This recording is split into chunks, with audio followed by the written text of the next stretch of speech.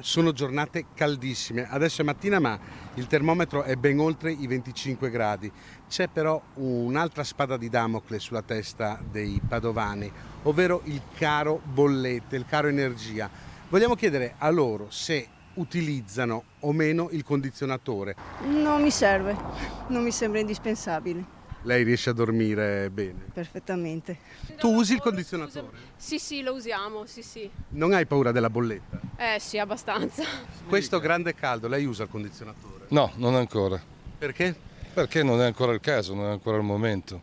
È anche una scelta ecologica, però quando il caldo si farà sentire di più, se si farà sentire di più, allora il condizionatore parte. Fino adesso l'estate è sempre stata una stagione che a me è piaciuta tantissimo, non l'ho mai sofferta, l'ho sempre vissuta bene.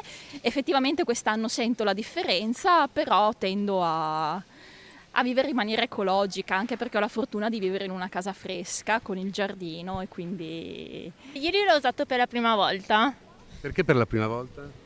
perché abito a piano terra, quindi di solito è abbastanza fresco e quindi evitiamo di utilizzarlo. E la mia casa non è provvista, quindi ho un ventilatore. Se avessi una casa con a disposizione, penso che qualche botta di fresco la prenderei lo stesso. Con questo gran caldo lo sta usando? A volte, dopo dipende, insomma. Da cosa dipende? C'è anche una scelta ecologica, una scelta di risparmio? Dal caldo. Tu usi il condizionatore? Sì, poco. Le bollette sono troppo alte, però quando c'è tanto caldo, io ho dei cani e un bambino, bisogna anche sopravvivere.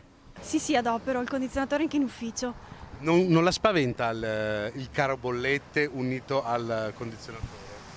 Sì, senz'altro, si spaventa, però è inevitabile col calore che c'è adesso, purtroppo è così, bisogna usarlo. Tu usi il condizionatore? Sì, Non hai paura del caro bollette?